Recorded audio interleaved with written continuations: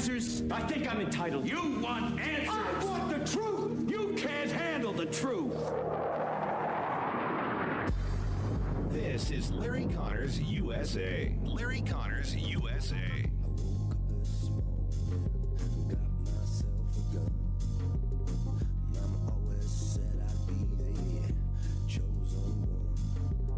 We have a lot of very big, very powerful ships sailing to Iran right now, and it would be great if we didn't have to use them. Okay? Can you say what the message was that you shared with Iranians? Well, I told them two things. Number one, no nuclear, and number two, stop killing protesters. They're killing them by the thousands. You know, I stopped 837 hangings 2 weeks ago, but they're going to have to do something. Nobody's seen anything like this. That is President Trump earlier talking about what we're trying to do to bring Iran to a stop, a full stop, and basically change regimes. But in the meantime, the killing, the slaughtering of Iranians continues.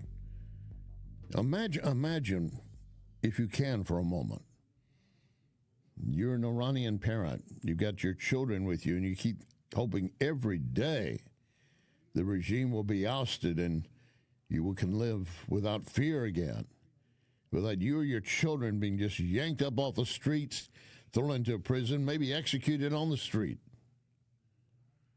But maybe I'm telling people on the left things that they already fear. They had that same attitude. They have the attitude that that's what we're doing in this country with ICE agents. We're just pulling people off the streets, quote, disappearing them, and going about our business. They have no frickin' idea of what's happening in the world and what's at stake in Iran right now.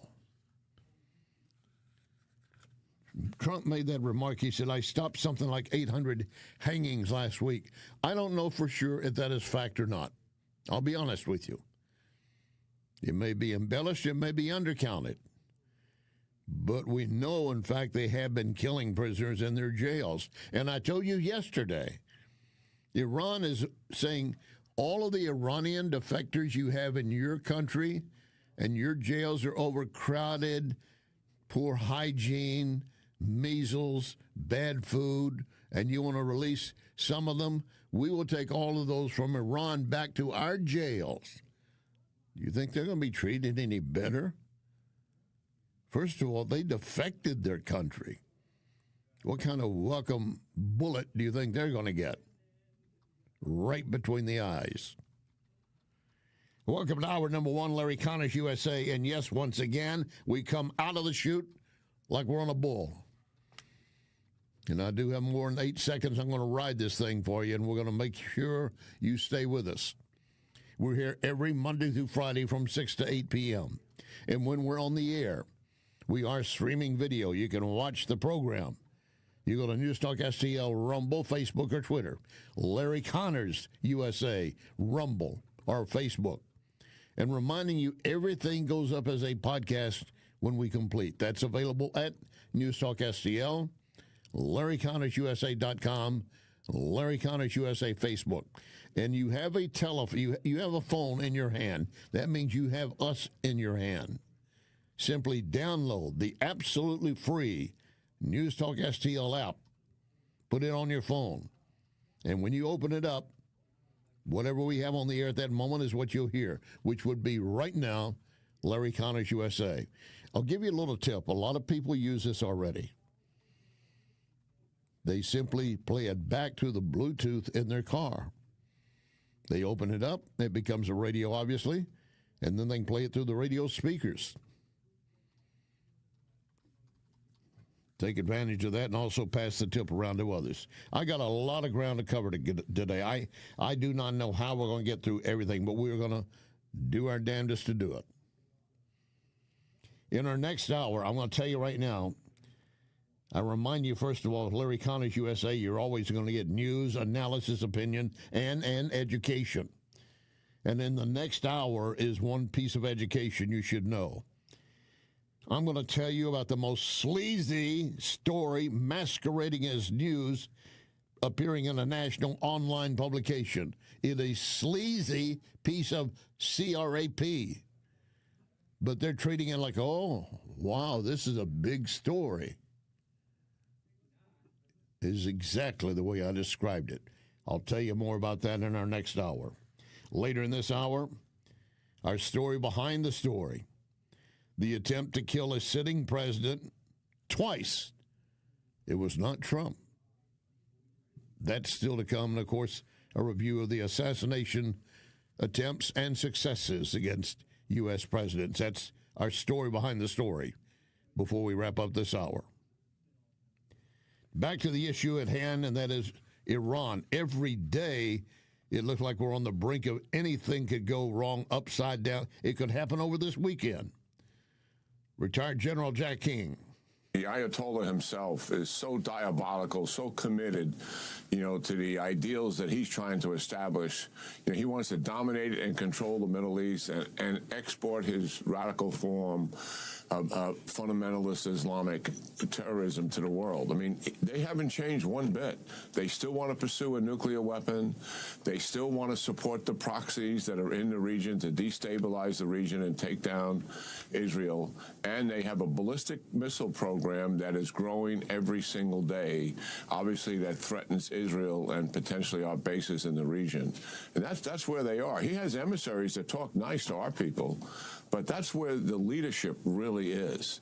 And they've been like this for 45 plus years. I mean, I got to give them this. They have been consistent throughout that time frame. Objectives are dominate, control the region, drive the United States military out of the region. That's why they've been killing us by the hundreds, actually over a couple thousand plus since 1982 to the present. This is Americans now. And certainly destroy the state of Israel. And you've seen their attempts at doing that. They have not changed one iota. Not one bit. Not one bit. I want to share with you an article sent to me by my boots-on-the-ground correspondent, Andrew, in Chicago. He watches over a lot of things that I don't have a chance to monitor.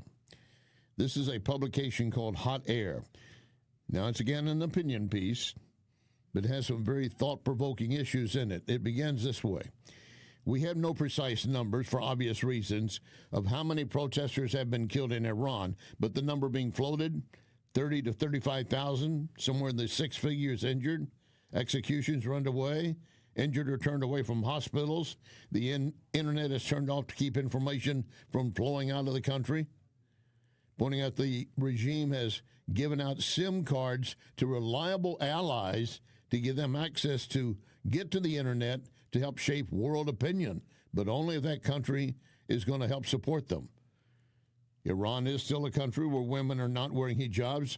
Otherwise, they can be arrested, raped, have acid thrown on them, not vinegar, like happened to Omar Elan the other day, and in some cases, obviously killed. They also point this out. The theocratic regime is so repressive that the percentage of those identifying as Muslim in Iran right now is now 50% or less.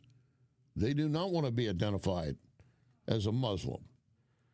And the piece points out that the regime is tottering, facing a massive, imminent threat of intervention from the U.S. What can we do? What can they do? They call CNN and use them and other legacy media to spread the word. Because aside from Al Jazeera, the BBC, or others, that's a perfect ally for them. This Hot Air publication adds, you have to love the entire setup. The backdrop defying the U.S. is imperfect. The man on the street or the woman on the street, tearful, crying, my child is starving, we're hurt, and our government's trying to help us, and mean old Americans are interfering.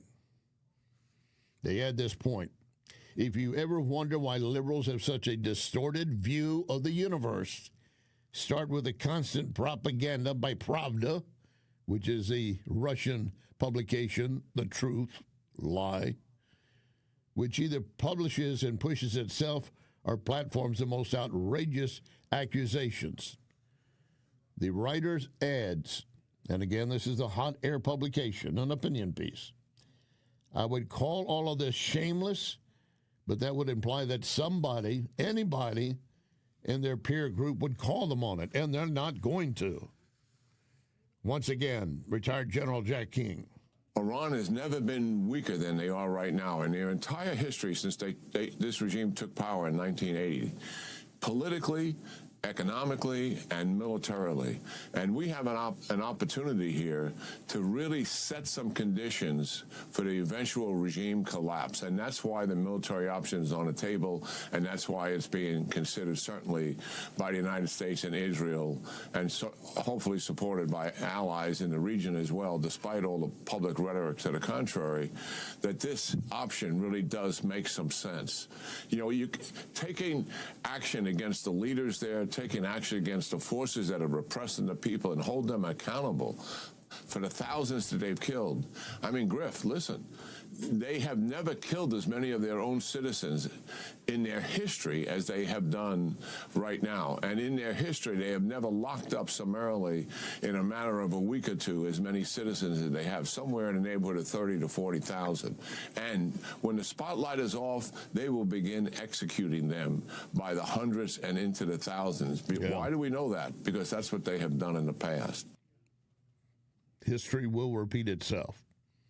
And take note of this.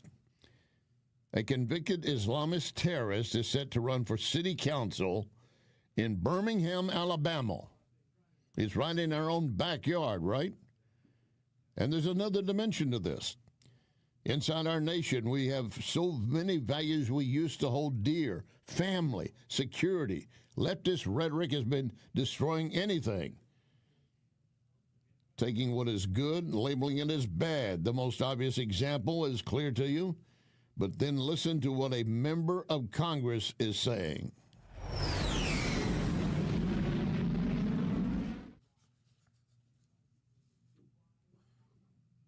Instead, the Republican Department of Homeland Security is cutting down American lives in cold blood. Instead, the Republican Department of Homeland Security is cutting down American lives. Yes, we allowed that to play twice. We played it twice on purpose. That is Congressman Hakeem Jeffries. I just told you what they're doing in the streets of Tehran and in their jails. And he dares compare to what ICE is doing here with 2 people killed, one apparently a very justified shooting, another one under investigation. But he's saying they're killing people in our streets in cold blood. He's ignoring Iran because it does not fit the narrative. Once again, Hakeem takes that statement and adds another dimension. Instead, the Republican Department of Homeland Security is cutting down American lives in cold blood. It's disgraceful. She's got to go. We are dead serious. She needs to be put on ice permanently. She's got to go. And by the way, she's not the only one. Of course. He's obviously talking about Kristi Noem. They got rid of the Border Patrol agent who was in charge of the operations in Minneapolis, Gregory Boykin. No evidence that he did anything wrong, but they thought, all right, we'll make a change of leadership and maybe it'll quell some of the concern. Tom Homan being sent in to do it now. That's not going to be enough for them. You cannot offer them a single olive branch. They will bite your hand. And they still want the head of Kristi Noem. Oh, and yes, they want the head, the scalp of Donald Trump. I don't care what you offer them. They're going to continue pushing that direction. Let me give you an example of just how far the left is going right now. And they think this is all just great. You remember the guy that shot down the man representing a medical firm? He was in a meeting in New York City, walking to his meeting that morning. And I've never used the guy's assassin, the name before, because I don't like giving them credit, but I'm going to in this case just to remind you who it was. Luciani Mangione. Remember, he was walking behind his victim. For how long, it's not clear. But he walked up behind him and executed him, shot him. You know what they're now saying? We're not going to pursue the death penalty. We're not going to pursue the death penalty. Obviously, a case of stalking to shoot and murder someone. Why they are reaching this position, obviously, you're going to have to give the defense attorneys their props, but you ought to have to consider how good are the Republican, or I should say, the prosecutors. Prosecutors, are they doing their job at all? The defense argued prosecutors failed to allege an underlying crime of violence necessary for the top charge of murder through the use of a firearm. That's the only way they could choose him and select him and name him and convict him of the death penalty. What did he use to kill the guy with? Wasn't a brick. It was a gun. And he stalked him for a period of time. They're saying the Luciano Maggiano might have been stalking the guy, but stalking can be done without violence, so it didn't have to end that way. But he's accused of stalking the United Healthcare CEO, shooting him in the back the morning of the planned business conference. The father of two was in New York to meet with Wall Street investors. Surveillance cameras recorded the entire slaying. Video shows Thompson walking down the sidewalk. A man comes up behind him, opens fire. He died of multiple gunshot wounds. And now they want you to believe, well, we can't really accuse the guy of a death penalty crime, even though he obviously stalked him, watched him, knew his target was related to healthcare industries. Regardless of his motive, all of that evidence is there. But the attitude is, we'll take the death penalty off the table. Ship him to Iran. Ship him to Iran now. Coming up, we continue to see from the left, they're going to compare ICE to Hitler and Gestapo on a regular basis without fail. And our story behind the story, the attempted murder of a sitting president failing twice. And I'm not talking about Donald Trump. Lock and load, ready on the right.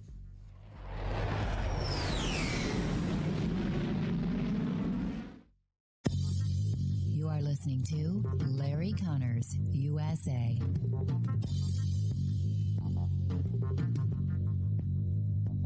You should know that when I endorse Wellington Environmental, it's because I believe and know they will do you right.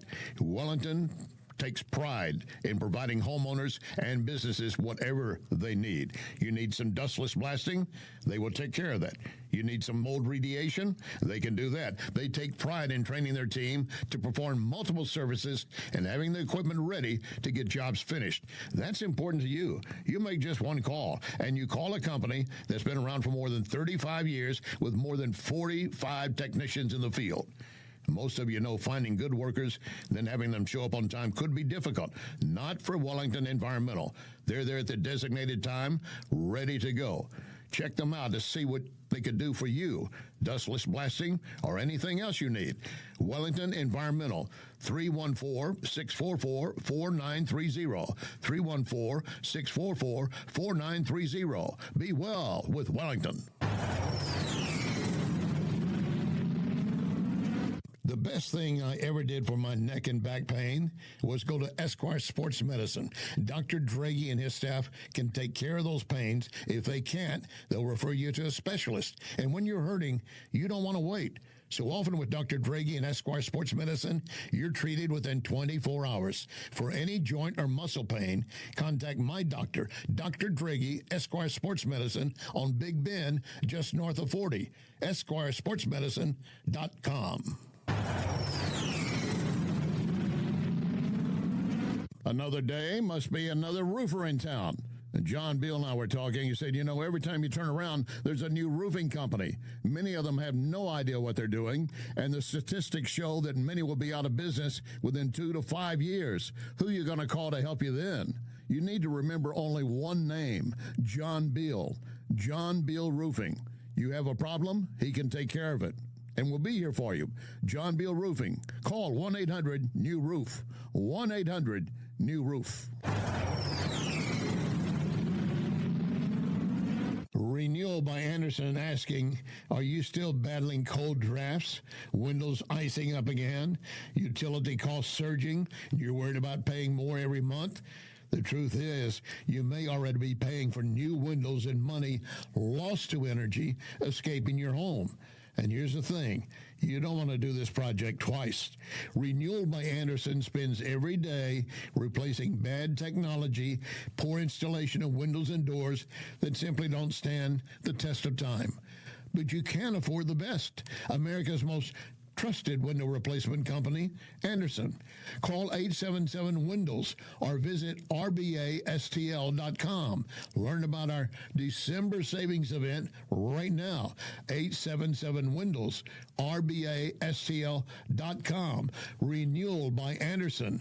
Superior products, exceptional service. This is News Talk STL.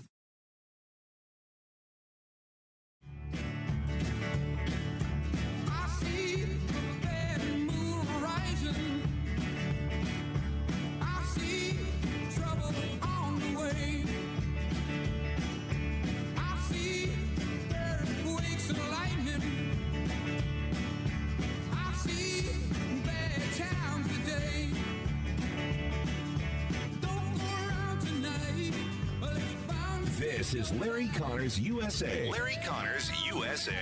There's a reason why we have not seen a resurgence of the Proud Boys. And that is because I believe a lot of them are likely made ICE officers. Again, I've said this on the show before, I've not seen any deep dive reporting into who these people are, but they certainly adopt a lot of the ideology, a lot of the tactics, a lot of the violent tactics, a lot of the wearing masks, and it sounds a lot like their founder, what they initially put out. And so because Stephen Miller backtracks, I don't really care. I wonder about all the incidents that are not caught on videotape. I wonder about all the people who are sitting in detention centers right now as we sit here, who are malnourished, who are without life-saving medication, children who have been kidnapped. Did you just say ICE officers are militia? Yes, have you not been paying attention? Yeah, I they think certainly you're mirror stretching the a little Gestapo. bit. You know, that's very. I don't think I'm stretching anything. I think we have seen what we have not seen. What we have not seen are gang members committing violence. What we have seen are ICE agents kill people. But Tiffany, you're saying that based. ICE agents are militia. Her name is Tiffany Cross. You don't know her? No surprise. She thinks she's a big deal. I'm giving her some additional play. She had a program for a period of time on MSNBC, or maybe it was MS Now at the time. Let me check that. It was a Saturday morning MSNBC show. She was the host of the Cross Connection. She's a black woman. That's fine. But she's absolutely fouled up in her mind and her thinking. And she wants you to believe that's what's happening on the streets in Minneapolis right now, because all the ICE agents are running around masked. It's similar to what they did during the KKK. Remember? If you're going to make that statement, tell me how you describe these black gang thugs or Puerto Rican black gang thugs or Chinese gang thugs that are masked all the time, running in and out of stores, holding them up, shooting, killing, looting. Are they also members of the KKK? She just made it up out of thin air. She made it up. You know why? Because it's a great narrative for the left. They can play on that. That's why they've been throwing around the word Hitler and Trump. Show me one incident where Trump has done anything relatable to all the tragedy, the atrocities Hitler carried out. Show me one. Well, we can compare them to the ICE agents, the Gestapo, the steel-booted thugs. Show me that one. Well, that doesn't exist either, does it? Just take our word for it. That's what they are. And unfortunately, there are too many on the left that are willing to, just like guppies coming to the top if you throw food into the water, sucking it up.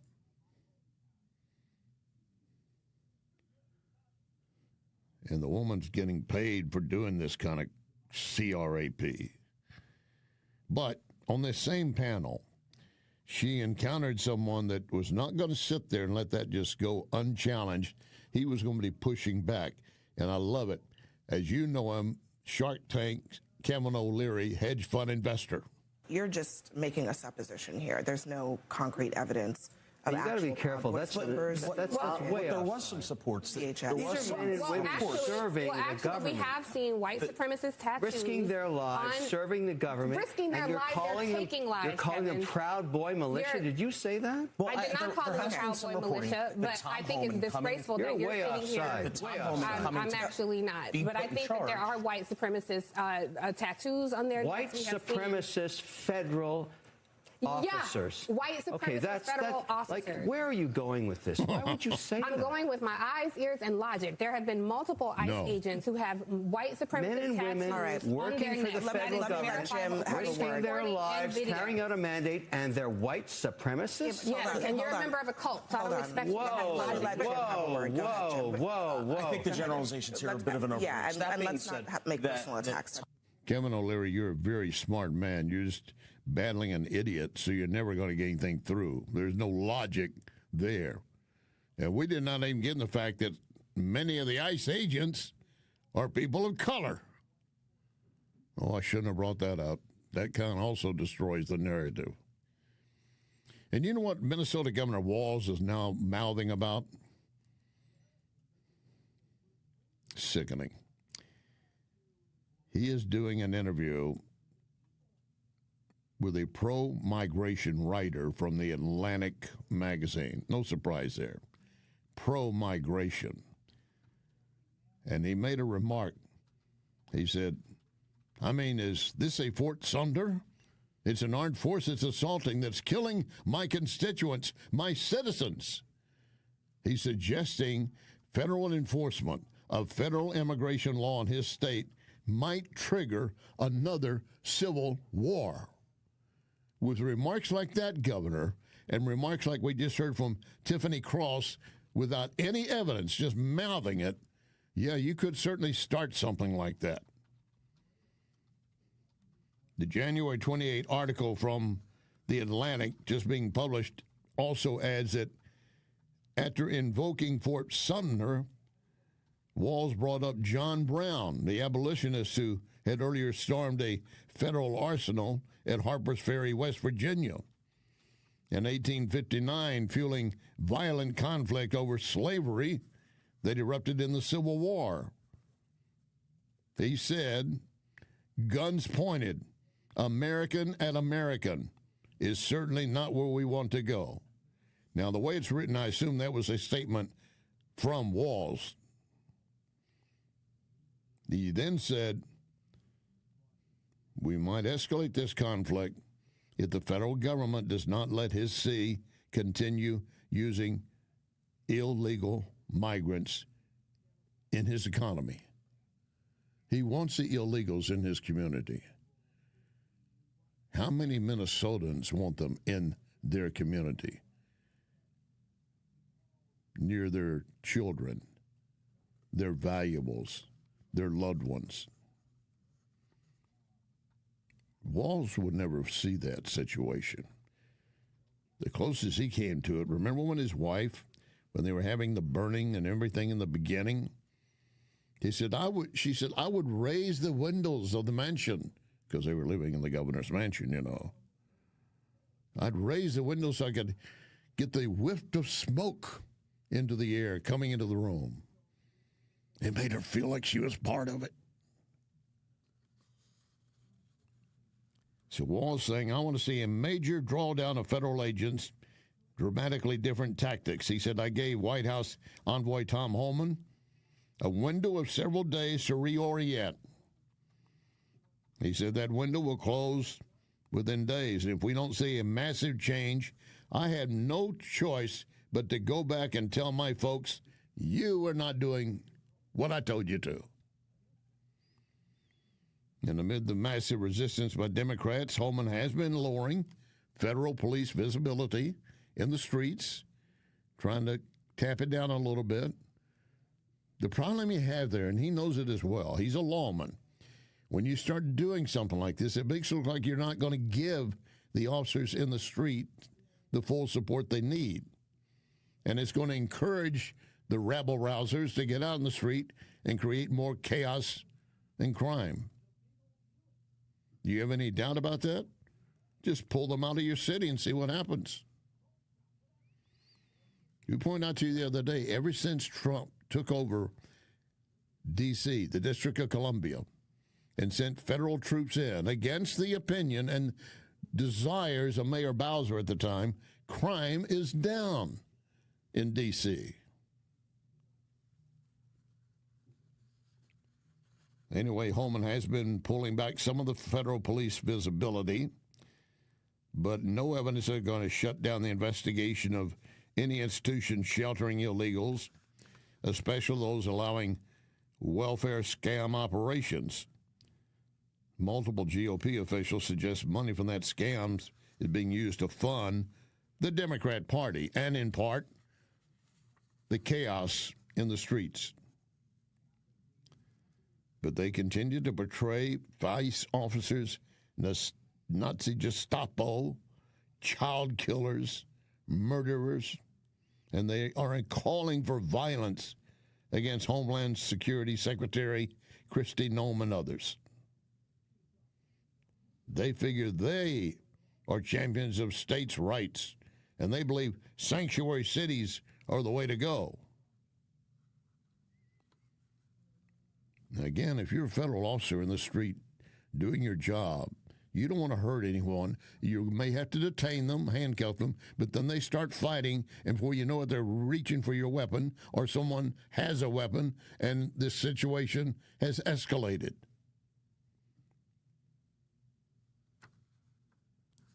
Then it gets back to the saying that's been among police officers for decades. You know the saying? Make it a question. Do I want to be judged by 12 or carried by 6? The story behind the story. 2 attempts on the same president, both failing.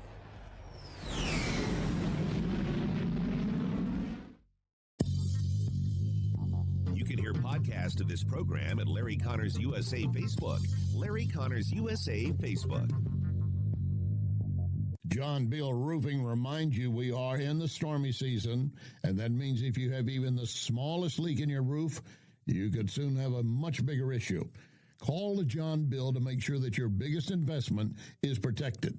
That call can save you major dollars. If you do get hit during a storm, John Bill has a rapid response team. Call 1-800-NEW-ROOF. 1-800-NEW-ROOF. 1-800-NEW-ROOF, John Bill. Ever been in a wreck or felt as if you've been in a wreck?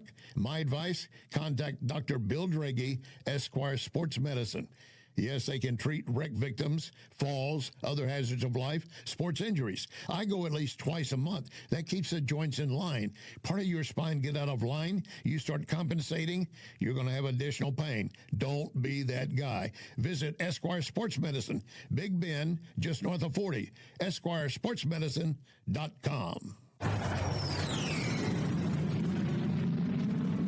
There's only one place you can get pizza cooked over coals, Napoli Brothers Pizza and Pasta in Chesterfield Valley. Of course, Napoli Brothers has a great selection of pasta dishes. Between the pizza and pasta, trust me, you will not leave hungry. Then, a few doors down, Lit Cigar Lounge, a wide variety of quality cigars, each offering a unique smoke. That cigar, some premium whiskey, all you need to do is enjoy. Lit Cigar Lounge and Napoli Brothers Pizza and Pasta, Chesterfield Valley. It's that time of season when families, businesses are moving. For local or long distance, I endorse McGuire Moving. Get a date set soon before the schedules are booked. 314-241-0600. 241-0600. McGuire is constantly giving back to our veterans, such as support dogs for our brave. So with McGuire, you're getting excellent service and helping our vets.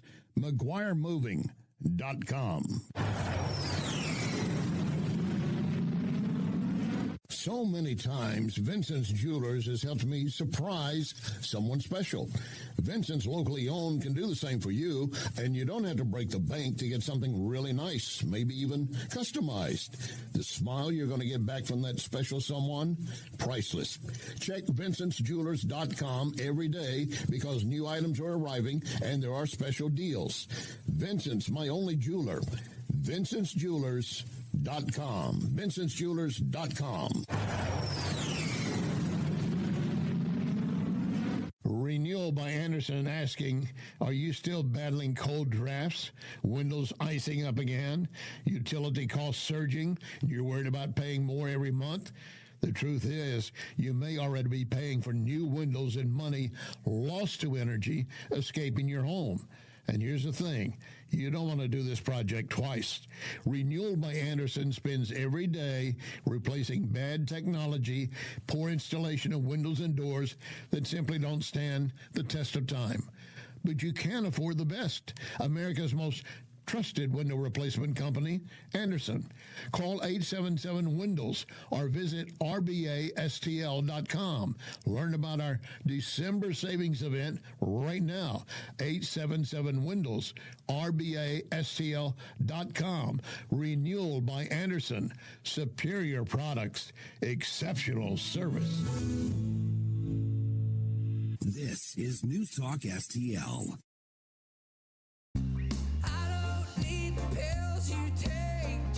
Feel the spirit moving. Brother, I ain't slept in days, all without the drugs you're using. Fed me for the builders use me for the Great Commission.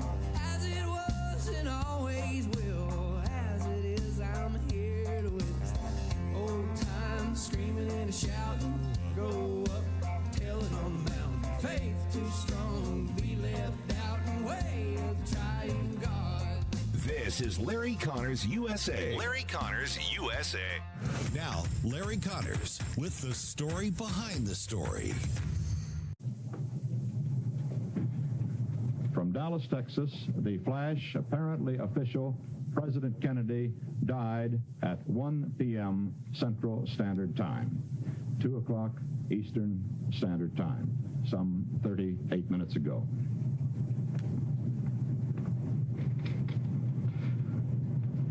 Vice President Lyndon Johnson has left the hospital in Dallas, but we do not know to where he has proceeded. Presumably, he will be taking the oath of office shortly and become the 36th President of the United States. And in fact, he did. The words of Walter Cronkite, November 22nd, 1963, speaking about the assassination of President John F. Kennedy in Dallas. Put all your conspiracy theories and your hats aside. Just look at the fact that he was killed. And he was one of several presidents who faced death, and some facing it more than once. Donald Trump being one of them, obviously. The attempt was to kill him. The attempt was to kill Trump at Butler, Pennsylvania. Again, you can say by grace of God or by whatever. He moved his head at just the right time, and the bullet that might have entered just above his ear into his skull clipped the ear. And of course, the legacy media all made out on it's fact, it's fake, it's fake. Not one of the legacy media has questioned the validity of the attack on Omar Elan the other day when it was vinegar sprayed on her. All right, I digress. I did not mean to get off on that route, but I'm pissed over it to this day.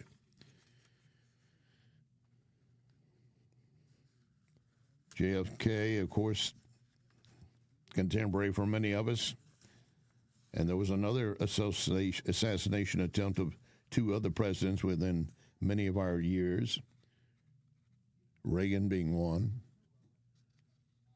and also Ford twice. And there's another president that they tried to kill twice and failed twice within a matter of moments. As we look at the story behind the story, we have had 4 sitting U.S. presidents killed. Abraham Lincoln, 1865, James Garfield, 1881, William McKinley, 1901, JFK, 1963. Ronald Reagan, shot in 1981, the only sitting president to have been wounded in an assassination attempt. I say sitting president, keep that in mind.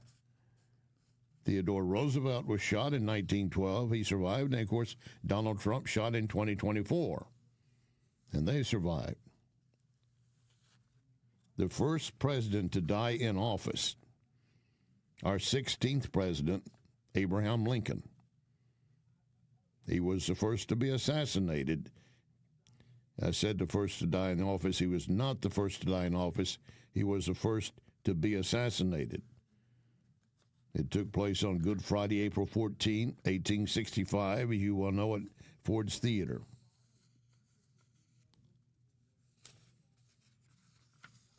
Now, you look through history, you're going to find a lot of these cases.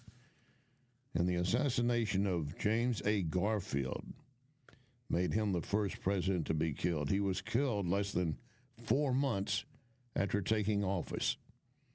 He was arriving at the train station, and a Ryder lawyer shot him twice with a revolver. One bullet grazed his shoulder, the other pierced his back. And for the next several weeks, Garfield suffered through the pain and suffering before he died September 15, 1881. They believe the complications were basically infection. But I've told you in leading up to this day, and this story behind the story, there is a president that they tried to kill twice within moments. They tried twice to kill him, and he survived both attempts. So there is still more to that story when we continue.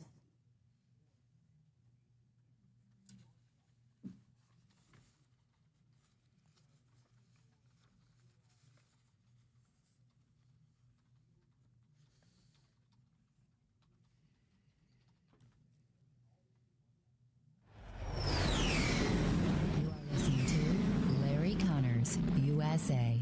Do you know why I endorse Cafe Napoli? All the locations?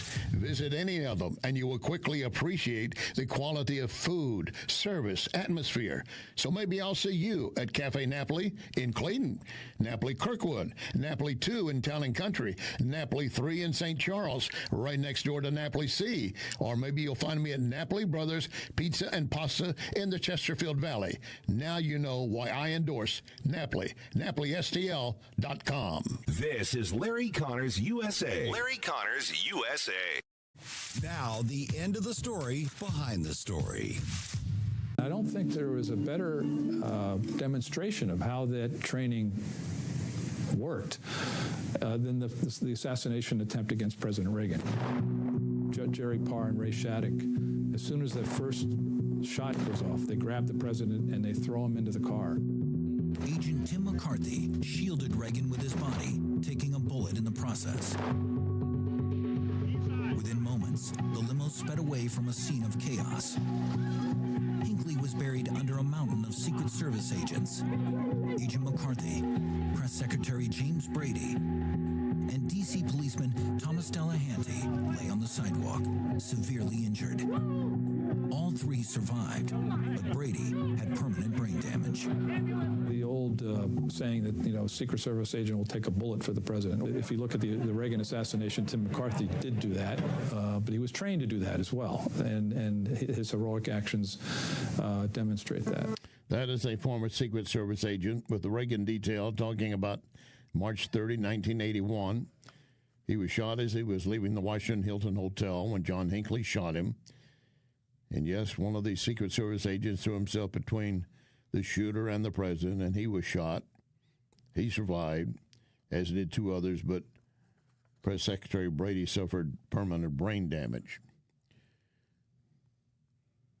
There were precautions made after that. There were going to be no more cases where a president was going to be walked to a car in an open atmosphere. He would be pulled into a garage and exchange vehicles there or in some other way, although that has not always been held to standard. And we see more and more because the presidents want to be out in the midst of the people. But that's still not the president I was telling you about, that they made twice an attempt to kill him, and they failed. I say they, the one person failed repeatedly. The case I'm talking about specifically, January 30, 1835, Andrew Jackson, our seventh president, he was returning to the White House from a funeral. A British-American unemployed house painter attended him and tried to shoot him. His pistol misfired. Well, Jackson had a cane and started beating on the man as he pulled out another pistol and pulled the trigger, and it also misfired. Point-blank range.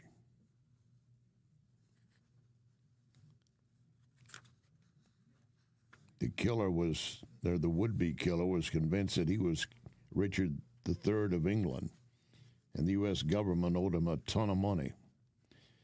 It turned out in the weeks leading up to that assassination attempt, he had been observing Jackson's movements, in some parts sitting in his paint shop muttering to himself about Jackson.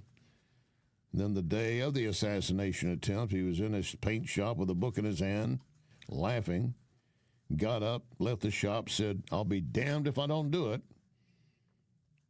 And so later that same day, President Jackson was attending the funeral of South Carolina Congressman William Davis at the U.S. Capitol. Now, Lawrence was originally going to shoot Jackson as he entered the service. Couldn't get close enough to him. But when he came out, he had an opportunity, and he stepped forward, fired his pistol at Jackson's back. It misfired. Jackson realized what was going on, turned around his cane and started to hit him with the cane. Lawrence pulled a second pistol out, pulled it, the trigger, again, misfired.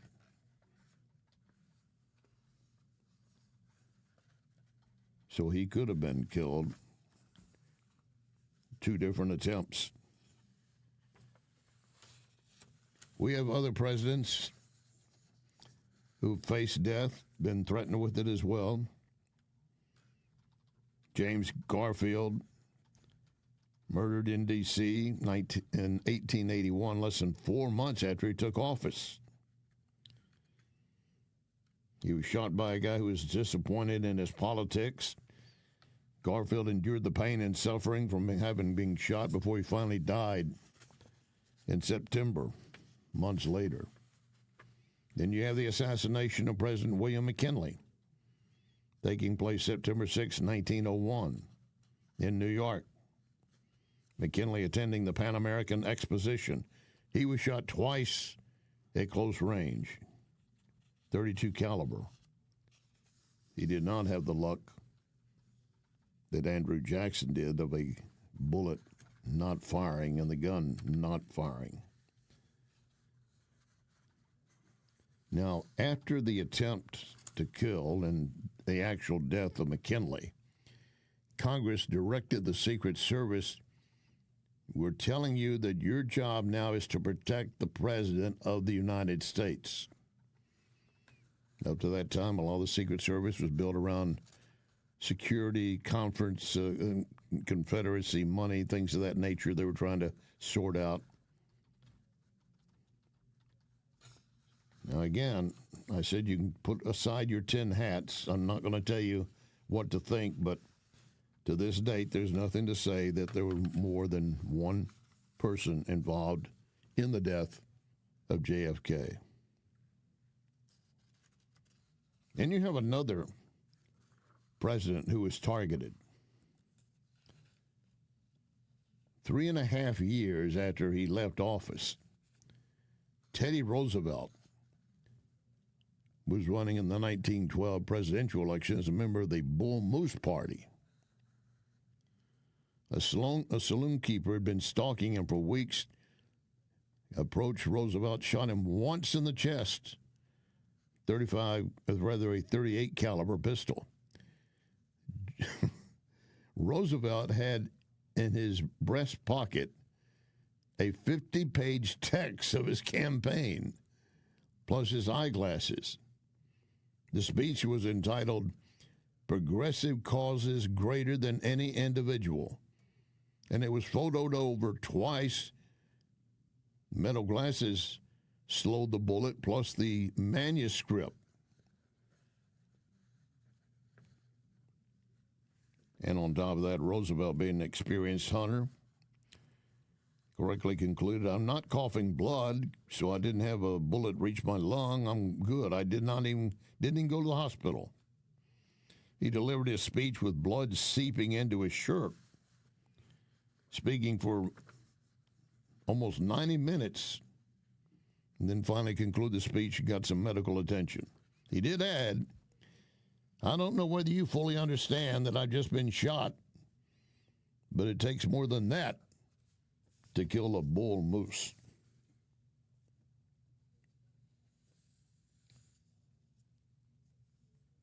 All these efforts upon presidents, would-be presidents, and some who were president. We mentioned Ford. He faced 2 attempts on his life. Kennedy, by the way, had also faced an attempt back in 1960 while in Palm Beach, California, Palm Beach, Florida. A 73-year-old postal worker wanted to kill him. It was outside his house, but saw him saying goodbye to his wife and daughter, and he decided not to go through with it, so he didn't. And there are also stories of what was happening behind the scenes. An effort to kill George H.W. Bush, involving Kuwaiti authorities and some other sources unveiling that. An attempt to kill Bill Clinton at one point. President Bush giving a speech at the Freedom Square in Georgia. A Soviet-made hand grenade got thrown toward the podium. Did not explode. But now you know the rest of the story and the story behind the story. Monday, the story behind the story, something that hits you and continues to eat at you and your family every day. That's Monday. Stand by for our second hour.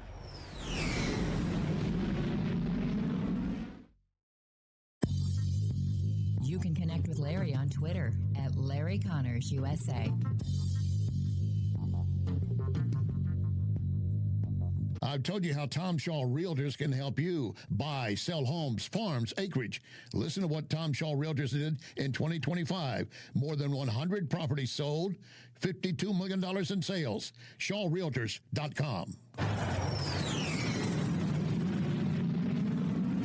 2026, a great time to visit Lit Cigar Lounge. The Lit Cigar Facebook has numerous events from tastings to music. My main reason for going to Lit is always quality cigars, premium whiskeys. Odds are we'll see each other at Lit Cigar Lounge. A few doors down, Napoli Brothers Pizza and Pasta. Get a pizza baked over coals. Excellent crust and flavor. Or choose one of the many great pasta dishes. You won't leave hungry. Napoli Brothers Pizza and Pasta and Lit Cigar Lounge in the Chesterfield Valley. Renewal by Anderson asking, are you still battling cold drafts? Windows icing up again? Utility costs surging? You're worried about paying more every month? The truth is, you may already be paying for new windows and money lost to energy escaping your home.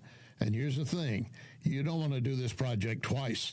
Renewal by Andersen spends every day replacing bad technology, poor installation of windows and doors that simply don't stand the test of time.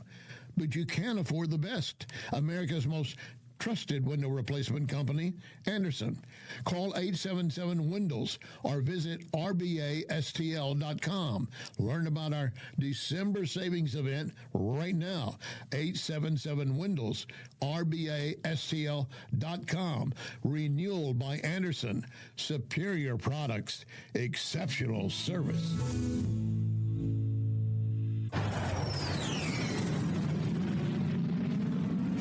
Ever been in a wreck or felt as if you've been in a wreck? My advice, contact Dr. Bill Draghi, Esquire Sports Medicine. Yes, they can treat wreck victims, falls, other hazards of life, sports injuries. I go at least twice a month. That keeps the joints in line. Part of your spine get out of line, you start compensating, you're going to have additional pain. Don't be that guy. Visit Esquire Sports Medicine, Big Bend, just north of 40. EsquireSportsMedicine.com. This is News Talk STL.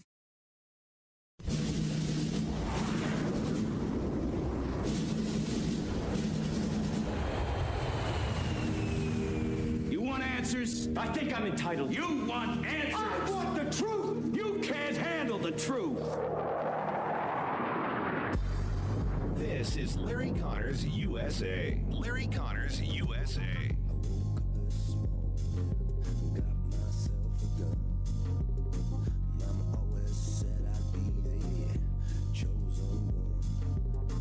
You're watching Deputy Attorney General Todd Blanche giving an update on the Justice Department's efforts to release the Epstein files. He says the DOJ is releasing more than 3 million more pages of files today, as well as images and videos. Blanche says the department's only withholding files permitted to be withheld under law, including victims' personal information, depictions of abuse or child pornography, and anything that would jeopardize an active federal investigation.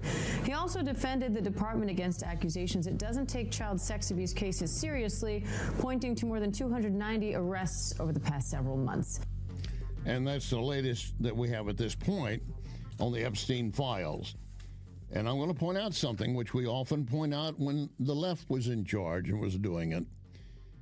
If you release material like this on a weekend, on a Friday, maybe you get this play out, it show up on some of the weekend programs, but by Monday everybody's ready to turn the page and move to something else. Am I saying that's why it got released today? I'm suggesting it could be. But that's a lot of material to go through, and now whether or not they really did just get clearance to release it now, 3 million new files. That includes not just written material, but questions as well as to how the money was being used, who was getting it, who was involved in Epstein's Island and his escapades. But that's the story we have in front of us right now. I do want to get into it in more detail in the sense of some other things I think that are worth looking at as we move through them. But first of all, welcome to hour number 2, Larry Connors USA. We're here every Monday through Friday for you from 6 to 8 p.m. And when we're on the air, we're streaming video so you can watch the program. We'll make it really easy. You go to NewsTalkSTL Rumble, Larry Connors USA Rumble. And everything goes up as a podcast later at LarryConnorsUSA.com, Larry Connors USA Facebook, Rumble through NewsTalkSTL and Facebook. So you're never going to miss a program. And if by chance you miss one, you can always pull it up and listen or watch at your pleasure. And I'm asking you for one small favor. One favor. If you listen or watch at a later time, please push share. Send it on to others like-minded that share your views. Or, as I say, hell, send it to your enemies. Get them riled up. Because this program has a way of doing that. And we do it on purpose. We want to make sure everybody gets called out if they're doing something wrong. And there are no sacred cows on Larry Connors USA. We slaughter all of them if they're in the way. I don't hold back. I made it very clear from the very beginning, for those of you who have followed me for years now, as I began this program, when Trump came down and said he was going to run for president, I thought, what a buffoon. No way. No way. And he was not my first, not my second, or even my third choice. But when it came between Donald Trump and Hillary Benghazi Clinton, there was no choice to be made. And his first term, I was not happy with a lot of things, but he was also holding on to people he believed that would be supporting him. They were not. The swamp was that thick and that deep. You ever had chicory coffee? You go down to Louisiana, you get some really good chicory coffee. It's a sludge, believe me. It can be so thick, you can take your spoon, stand it in the cup, and it will stand right there in the center of the cup without moving. I don't even want to think of what it does to your body and your insides, but chicory is pretty good. It's stout. You might want to chase it with Jack or dilute it with Jack, or hell, forget the chicory and just go with the Jack, whatever you choose. But with Larry Connors USA, you're always going to get news, analysis, commentary, and you're going to get education. So let's go back briefly about this release of these documents right now. Now, I'm going to share different sources here so you get a kind of an overview. I don't have time to spend a lot of time on all of them, but I want to give you an overview of something here. Here's the way the DOJ makes a correction. The NPR reports it. You know they're my favorite news source. Yeah, right. I'm sorry. I made up a joke. I hope you're laughing instead of going ballistic. Their headline reads on NPR, DOJ releases tranche of Epstein files, says it has met its legal obligations. NPR says they've done everything they should have. Now, I don't know if that's true or not, but it is 3 million pages, 2,000 videos, 180,000 images. And when they were being released, the Deputy Attorney General said, we're now in compliance with everything with the Epstein Files Transparency Act, which Congress passed last November and legally required all the files. I'm going through this with NPR, and I'm looking at it, and I don't see anything from anyone that says, well, this isn't all of them. But keep in mind, this is early. They're just now coming out. I have no doubt that somewhere along the line, others are going to say, well, there's not enough mention of Trump in here. Maybe there's a reason. I don't know. If there is, that it should be included, I say, put it in. All right, let me give you another view. Fox News, maybe a little more favorable. Epstein emails to be released. DOJ says no criminal or inappropriate conduct by Trump. Now, that's what they put in their report.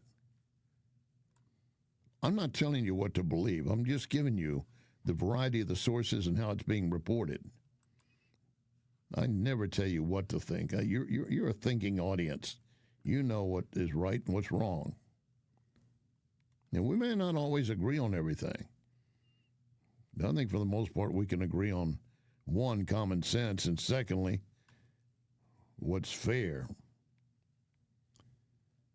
But the fact that they're releasing all these at this point, yeah, there's a legitimate reason to be raising complaints that they're doing it this way because they want it to all disappear before Monday. In other words, it would be forgotten. It's not going to be forgotten.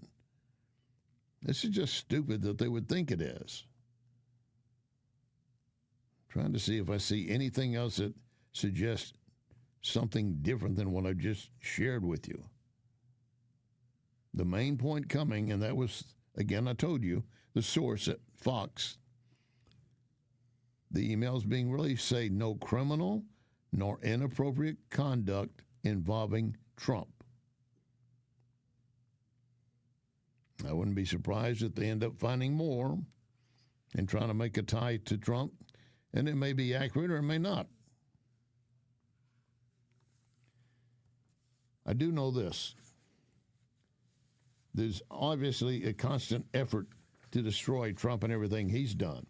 And there's an effort we're underway with right now to find out about all the money that's been stolen from American citizens, especially in Minnesota and the Somalia community. Now, to me, that would be a lot more important than anything that might appear in the Epstein papers, but I'll let you make your own decision. I will point out that Steve Forbes was appearing on how some of this money was being used in Minnesota, and Steve Forbes, the publisher, founder of Forbes magazine, had this response. Joining us now, Forbes Media Chair, Editor-in-Chief Steve Forbes. Steve, new information coming in, and Forbes magazine, your magazine has reported this too, that the state of Delaware and Washington, D.C. canceled the registrations for Omar's husband's investment firm, Rose Lake, for not paying its back taxes. We saw it owed more than $400,000 to Delaware and nearly $1,800 to D.C. She's claiming it's worth $25 million from less than $1,000 a year before. How can his investment firm not afford to pay taxes? It's supposedly worth an estimated $75 million to $150 million. This is really weird stuff. Well, weird is not the word for it. There's another word for it called crooked. And that's why we have to have an investigation into this. As you know, the Biden administration started examining her finances and that of her husband. And so surprise, surprise, that investigation went nowhere. But it's amazing how people can go into Congress and then become these entrepreneurial investing geniuses where they come in. She had under $1,000 of net worth and her husband didn't have much, and suddenly now they're multimillionaires. Is there a money laundering operation here? Ah, money laundering. That's Steve Forbes. There's a guy who knows how to make a fortune. He's done it several times over. Did he do anything illegal to make it? I don't have any charges of that nature to level against him, do you? But he is raising a question, how does a member of Congress come in and make that kind of money? But in the meantime, the attacks go not against the people that have been stealing the money, but go after those who are trying to arrest Somalians and the illegals and get them out of the country, especially if they're tied to illegal monies.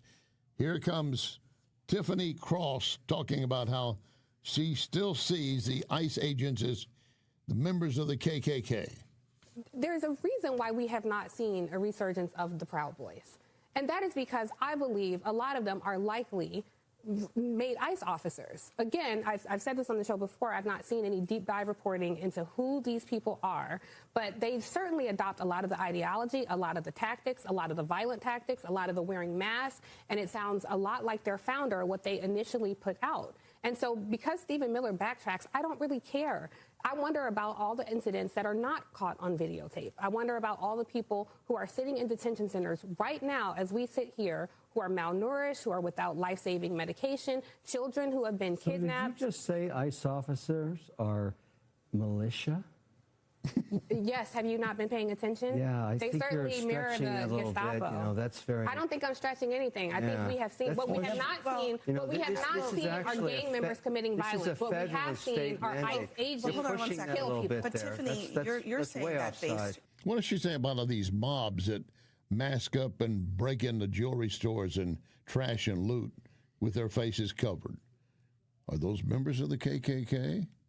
They look black, but maybe it's the black membership of the KKK. I don't know. I do know that Kevin O'Leary, Shark Tank investor, was in that panel discussion listening to her nonsense, and he'd had enough of it. You're just making a supposition here. There's no concrete evidence. You got to be careful. That's way there was some supports. There was some men and women serving the government. We have seen white supremacist tattoos. Risking their lives, serving the government. Risking their lives, they're taking lives, You're calling them Proud Boy militia. Did you say that? Well, I did not call them Proud Boy militia, but I think it's disgraceful that you're sitting here. I'm actually not. But I think that there are white supremacist tattoos on their white supremacist federal officers. Yeah, white supremacist federal officers. Like, where are you going with this? Why would you say that? I'm going with my eyes, ears, and logic. There have been multiple ICE agents who have white supremacist men and women working for the federal government, risking their lives, carrying out a mandate, and they're white supremacists? Yes, and you're a member of a cult, so I don't expect you to have logic. Whoa. I think the generalizations here are a bit of an overreach. Yeah, and let's not make personal attacks. Oh, my God. Oh, I'm going to my eyes, my ears, my logic. You don't have any logic. I'm going to let you have your eyes and your ears, but I will ask for one other thing. Proof. Where's your proof? Oh, we don't have that. You know, of course, comedian Kathy Griffin, who's the one that got postered shortly after Trump got first elected or when he was running, I don't recall where, but she held up what appeared to be a severed head of Trump, blood dripping from it.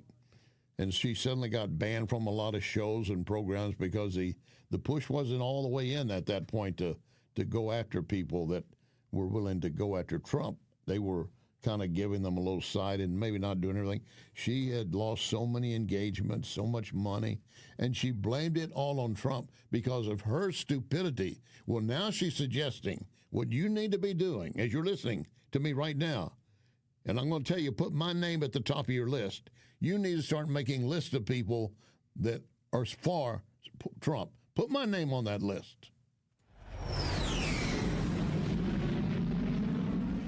I live in Los Angeles. It's happening at targeted places in Los Angeles. And I think it's time to talk to the neighbors in real life. It's time to talk to your neighbors, find out if they're MAGA or not. Sorry, but we have to know who's on our team and start to plan. Is there a way we can do something as a community? When I hear from my followers in Minnesota, they describe a very sophisticated channel of a system of things that they do to help one another. And they use encrypted apps. And like I said, everyone has whistles and honks their horn, but they organize in small groups. And they have told me that they learned this from the George Floyd incident because George Floyd was murdered 20 blocks away from these other murders, roughly. And so they said they learned a lot from that experience. So I'm just telling you guys, live your life, but be conscious of this. And if you're silent, you're complicit.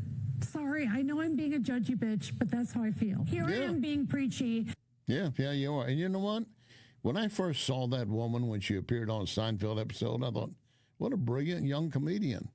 Got a great future ahead of her. Till she got her head twisted, literally, revolving around and around like the Exorcist, spewing out garbage. And now she's suggesting make a list. Just like they told the Germans, make a list of those you don't trust and give it to us. We'll take care of them. If she still wants to put the word comedian in front of her name, so be it. I will say, laughingstock, Kathy Griffin. Well, Don Lemon Fruitcake finally got what he wanted. He actually got arrested for going as part of that group, going into that church the other day, which is what he wanted. And he was so upset the other day that did not arrest me. Well, things have changed, Don. We're going to hear from Don Lemon Fruitcake as we move forward. And I'll also tell you right now, you're going to hear about a medical watch group pushing back against a study dealing with racially diverse medical facilities. They're telling you lies. You don't want to miss any of this. Lock and load. Ready on the right.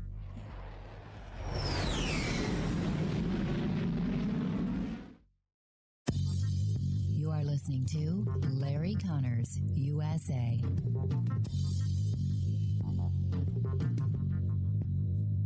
Previously, I've told you about dustless blasting, a special service offered by Wellington Environmental.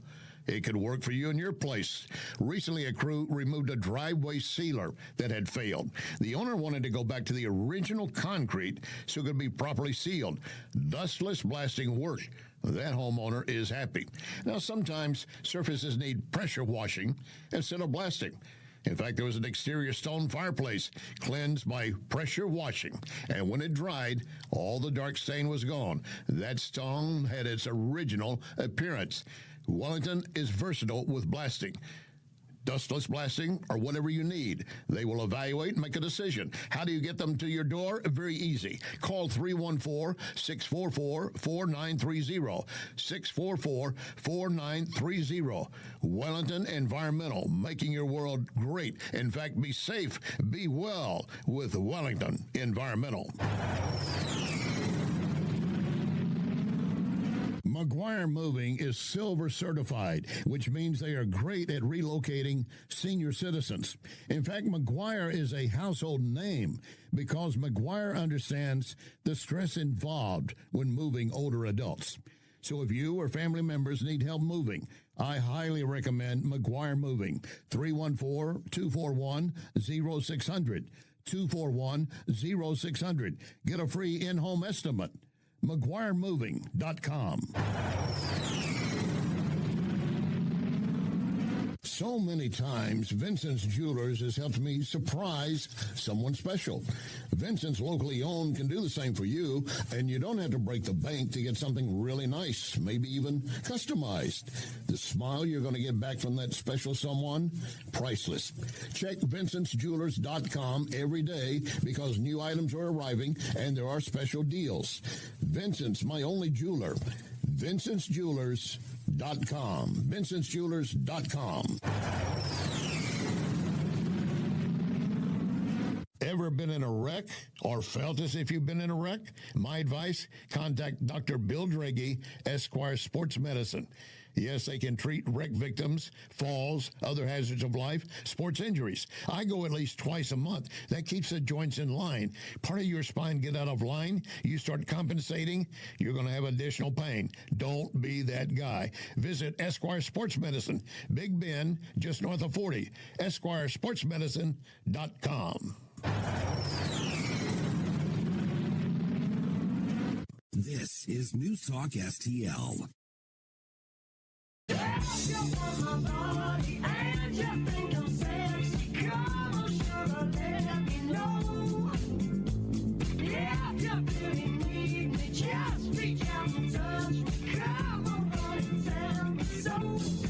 This is Larry Connors USA. Larry Connors USA.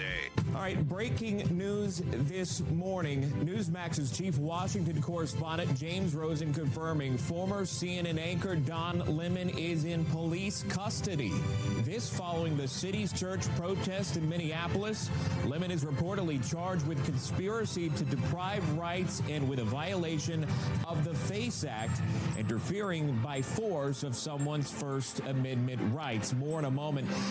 Good Friday morning to you. Thanks so much for tuning into National Report. I'm Sean Kreisman. Don Lemon's attorney, Abby Lowell, releasing this statement and reading in part, the First Amendment exists to protect journalists whose role it is to shine light on the truth and hold those in power accountable. At that protest, Don Lemon filming and interviewing the pastor. You may remember that, the pastor asking him to leave, and he did so multiple times, saying that protest in the church is unacceptable. What do you think of this? I mean, this is unacceptable. It's shameful. It's shameful to interrupt a public gathering of Christians in worship. So, but there were folks who will say, I have to take care of my flock. There you have Don Lemon Fruitcake claiming to be a journalist. He went there the other day with others as they swarmed into that church. Now, I got to remind you, regardless of what you think of him or anyone else, let's say you were at your church, or maybe you don't have a church, you don't go to church, I'm not trying to be a judge here, but you're at a gathering where everybody's nice and friendly and everybody getting along. And here come people in yelling and shouting, and you don't know what they want, you can't figure out what it is. But there are children in your midst, and the children get frightened, maybe start crying. And you do know enough of the world of today that maybe somebody's coming in with a weapon, a bomb. What do? That's what they were facing inside that church at that moment.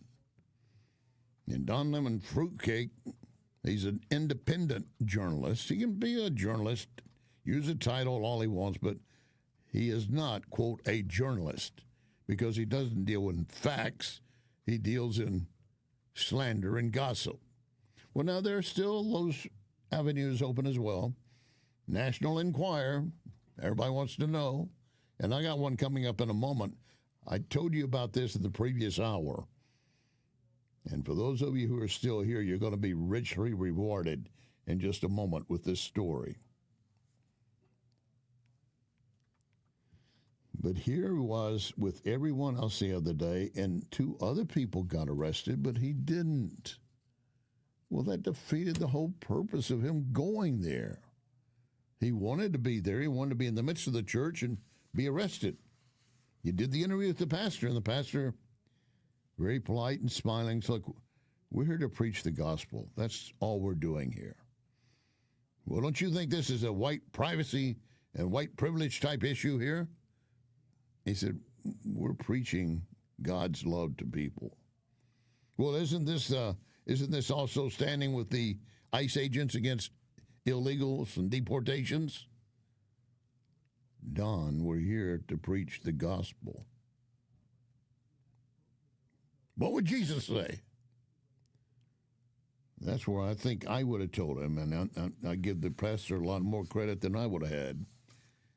Jesus would say, get your butt out of my way and stay outside. That's what I think Jesus would say. And I'd probably be smitten down because of it. I agree. By the way, speaking about how people are treating ICE agents, there's a story that's out of a TV station, and the source, I want to say, this is a Richmond, Virginia story. There's a nurse in Virginia who's been fired because she posted TikTok videos critical of federal immigration operations. In a statement that she made on one of the videos when it became seen, some are saying it's highly inappropriate. They do not reflect the integrity or values of our health system. Thereby, she has been shown the door. In one of the videos, she reportedly talked about different ways that I, as an ICU nurse, can target immigration and customs agents. She suggested carry syringes with an anesthetic in them to cause short-acting muscle paralysis in the ICE agents. Put poison ivy in a squirt gun to aim at ICE agents. She said, my idea is I'm not trying to kill or seriously harm anyone, but I want to make their lives miserable. Where is the belief that we want to have safety? And where's the issue about first do no harm? Do No Harm is a nonprofit organization. And they have a report out talking about a recent study that suggests increasing the share of black physicians in military medical facilities leads to better outcomes for black patients. They take issues with the findings of other studies that said the effect of a provider diversity means nothing. Well, they want to tell you that unless you have a black doctor or a black nurse and you're a black person, you're not getting proper care.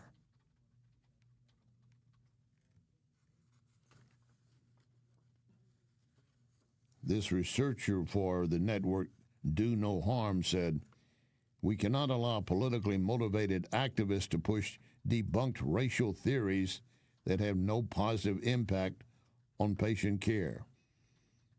And they summarize their critique into 3 core issues. It never actually tests whether black patients fared any better or not. It downplayed findings showing Black patients achieved their best outcomes when treated by non-black doctors. And it relies on speculative explanation as to why any of this is happening. In other words, fake science. That's what you got. And here's the story I told you at the beginning of today's program. This is one of the most sleazy things that passes for journalism. This is something even beyond Don Lemon fruitcake. It appears in the publication Slate. My boots-on-the-ground correspondent Andrew pointed this out to me. Slate is an online publication. And they did a piece over the weekend titled, well, that is one way for J.D., talking about Vice President J.D. Vance, and Usha, his wife, to respond to the Erica Kirk divorce rumors. The author of this suggested that J.D. and Usha had a fourth child to quash rumors that the vice president was going to leave his wife for Erica Kirk, the widow of Charlie Kirk. Of course, fringe members of the left floated this story that Kirk's murder meant that Vance would leave his wife because she is Indian American, and he needs a white woman if he's going to run as president. Here's what former MSNBC host Joy Reid said, trying to give validity to the story. Wouldn't it be the most perfect fairy tale, MAGA fairy tale, if Vance sees the fight that he needs a white queen instead of this brown Hindu? How racist can that be, Joy? But you said it. She said, I'm not saying that's happening. Maybe that Usha's not even in on it. But they can't have a successor to MAGA be the guy with a brown Hindu wife. They're also Christian nationalists. That ain't going to work. The idea stems from a brief hug that Vance and Kirk shared on stage last year. And here's how the author for the Slate magazine wrote it. As a highly educated daughter of Indian immigrants, Usha does not only have Vance's MAGA credentials, she undermines them. When reports of a possible divorce on the horizon began to swirl back in November, it wasn't altogether surprising. Reckoning with all these contradictions was inevitable, right? The article continues. Interesting. The vice president and his wife appears to have one of the few normal relationships in D.C. If there were a political couple or a former first couple to speculate over, it would not be them. But this author did, adding that in lieu of trading his wife for a paler model, Vance has found another way to prove himself a good shepherd of the MAGA faithful. He and Usha are expecting a fourth child in July. So there can't be any problem inside that marriage, could there? This article, this piece of scum, is written by an author who I do not know and don't care, but somebody had to see it and approve it. An editor somewhere here and there, somebody's head needs to be on the chopping block. Because the author in this article was allowed to complain about people suggesting Barack Obama could leave his wife for Jennifer Aniston, leave his wife for another woman. But you didn't see that in Slate. This is the kind of trash that's being presented as fact. And there are too many gullible people in this nation that eat this kind of crap up. I'm fed up with it.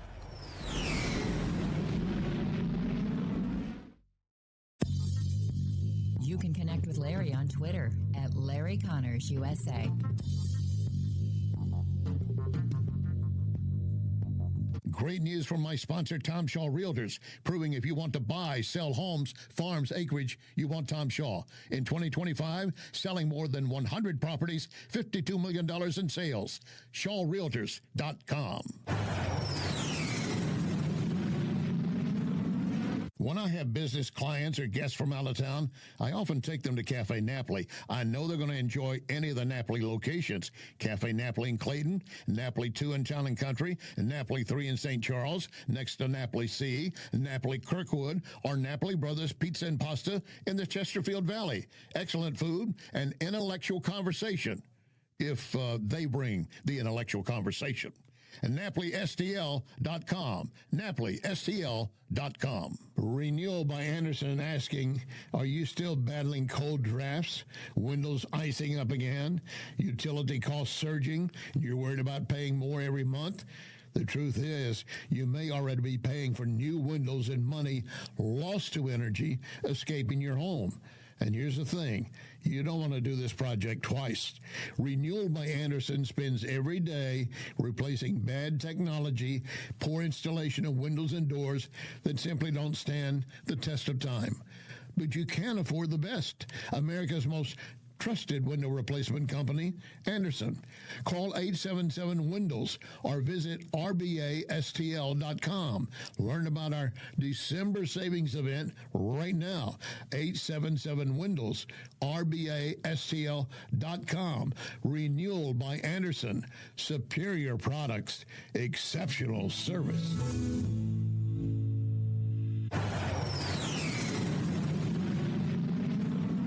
2026, a great time to visit Lit Cigar Lounge. The Lit Cigar Facebook has numerous events from tastings to music. My main reason for going to Lit is always quality cigars, premium whiskeys. Odds are we'll see each other at Lit Cigar Lounge. A few doors down, Napoli Brothers Pizza and Pasta. Get a pizza baked over coals. Excellent crust and flavor. Or choose one of the many great pasta dishes.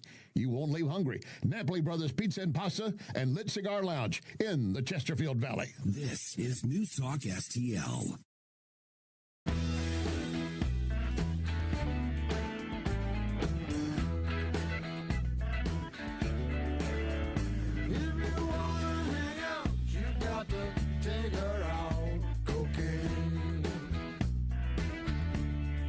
This is Larry Connors USA. Larry Connors USA. We have a lot of very big, very powerful ships sailing to Iran right now, and it would be great if we didn't have to use them. Okay? Can you say what the message was that you shared with Iranians? Well, I told them two things. Number one, no nuclear, and number two, stop killing protesters. They're killing them by the thousands. You know, I stopped 837 hangings 2 weeks ago, but they're going to have to do something. Nobody's seen anything like this. You know, I do not know if Trump is accurate in his remark about how many hangings he stopped. I don't know if he's even close to a number or if it's just a number he made up. I'll be honest with you on that. But I also have no doubt in those prisons, hangings are taking place and executions of other type. I've got a story here in front of me, and this is from the BBC.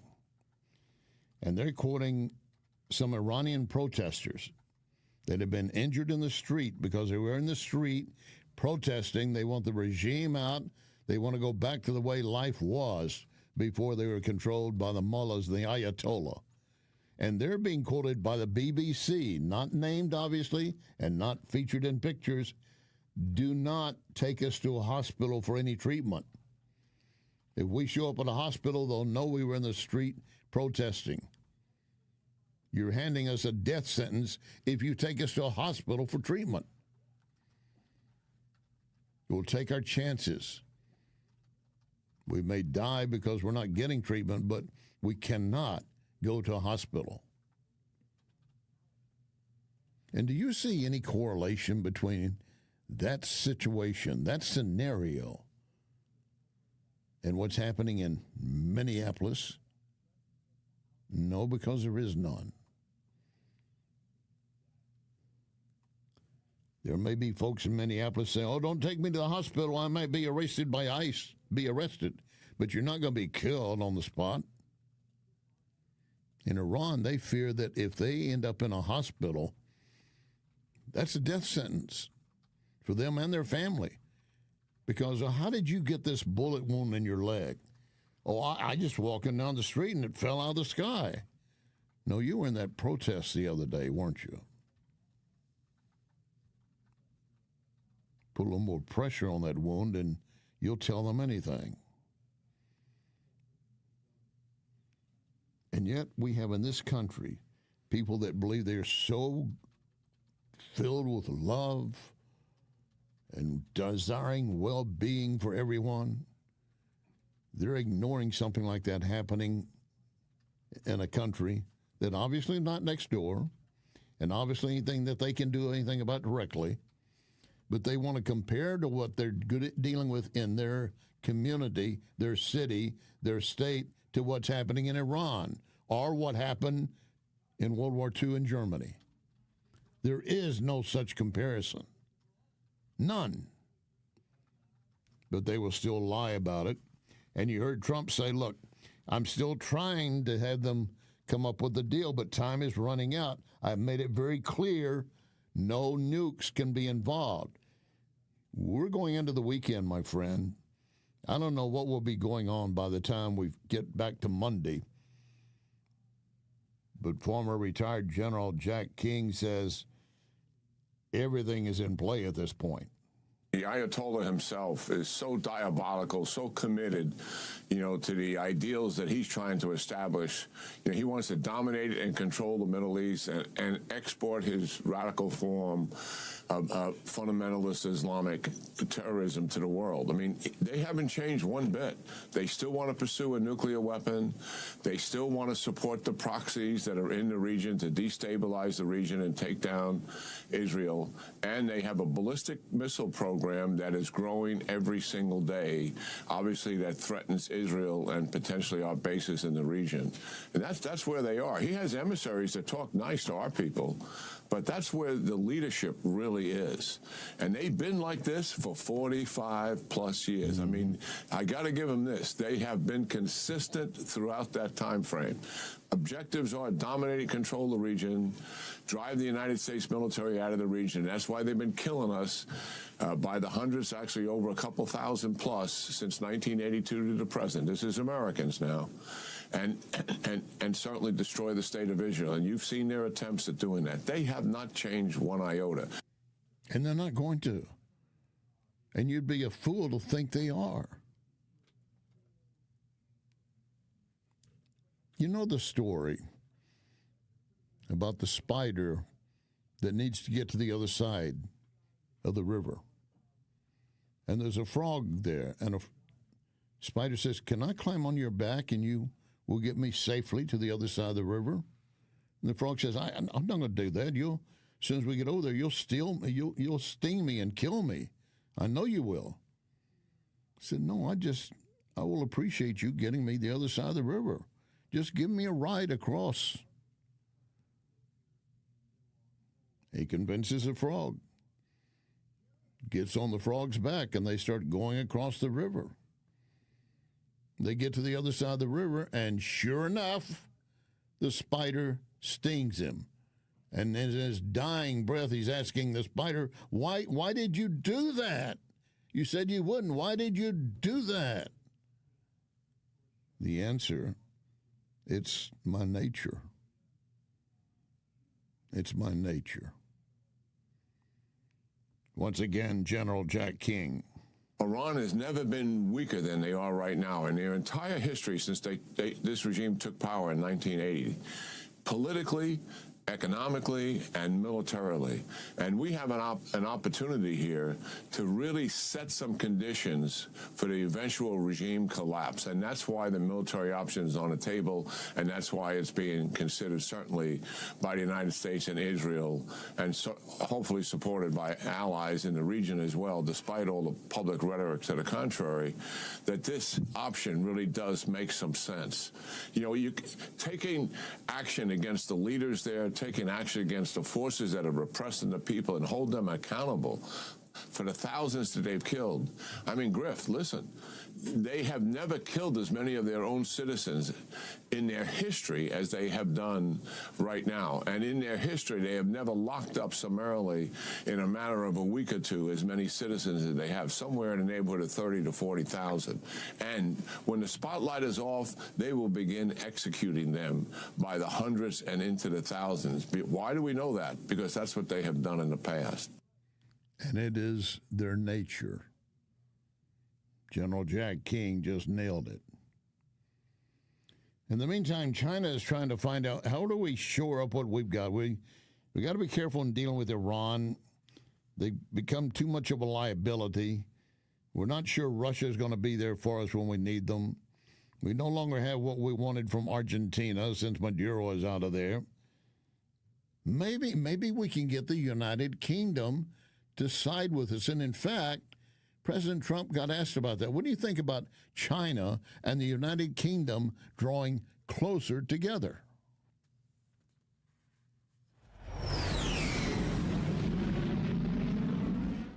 We have a lot of very big, very powerful ships sailing to Iran right now, and it would be great if we didn't have to use them. Can you say what the message was that you shared with Iranians? Well, I told them two things. Number one, no nuclear, and number two, stop killing protesters.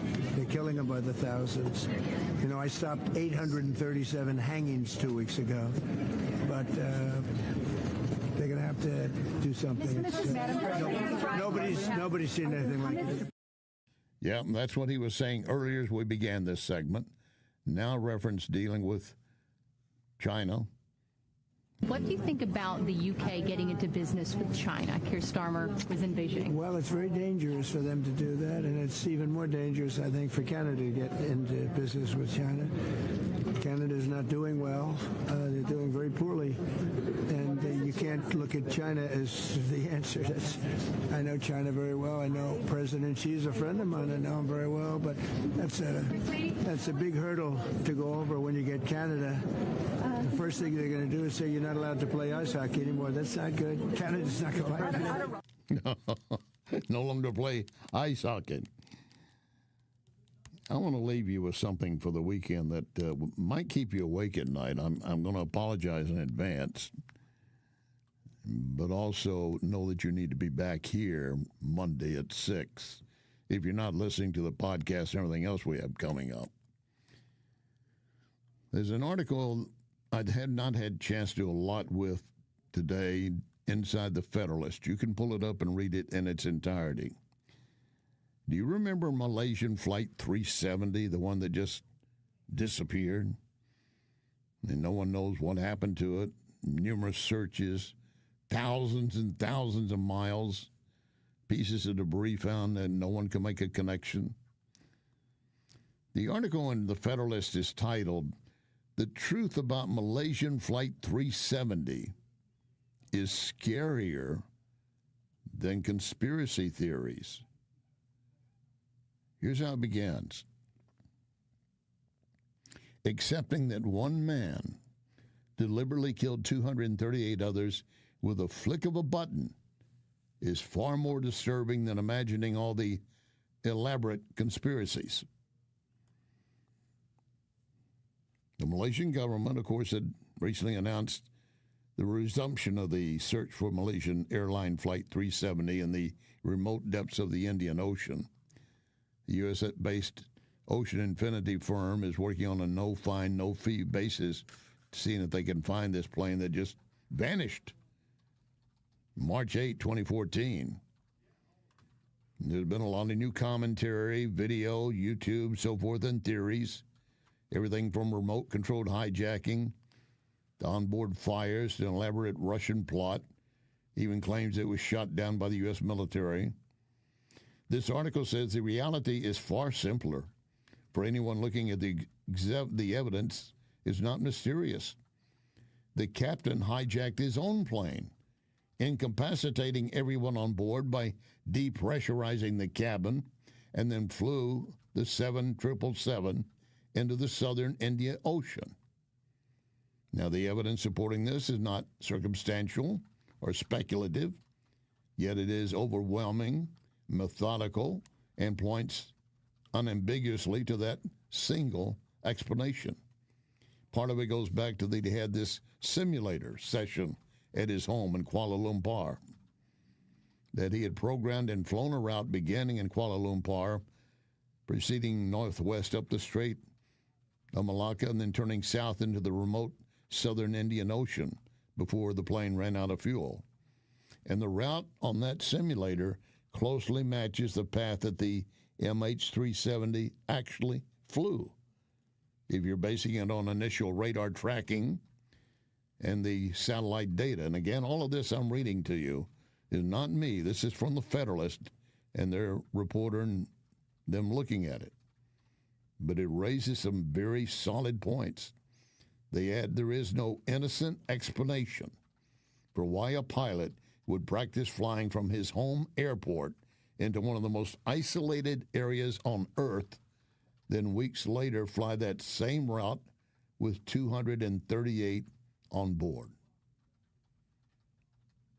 That flight, those people, those children on board as well, they left Kuala Lumpur on the morning of March 8, 2014, bound for Beijing.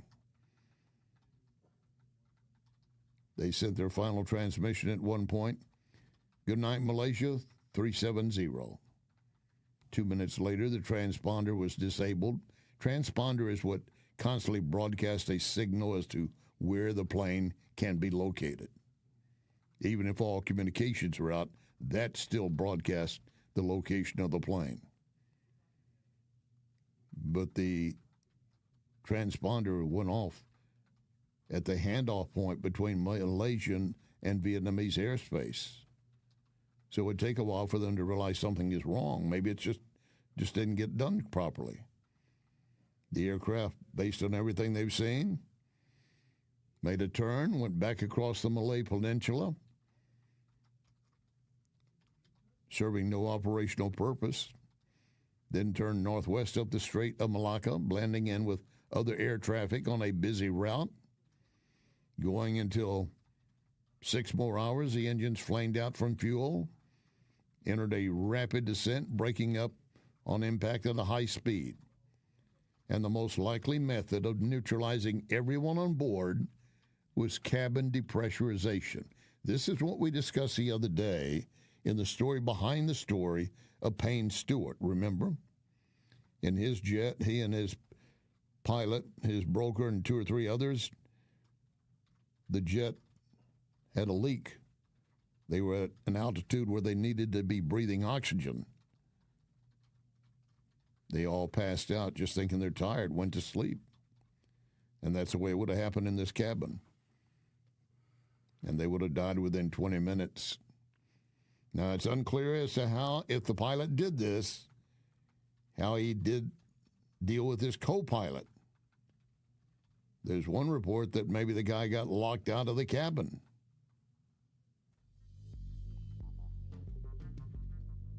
The FBI continues to look at this.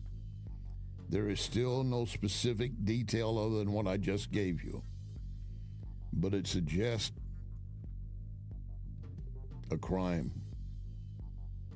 Deadly crime. As always, thanks for listening. Remember our pledge, one nation under God.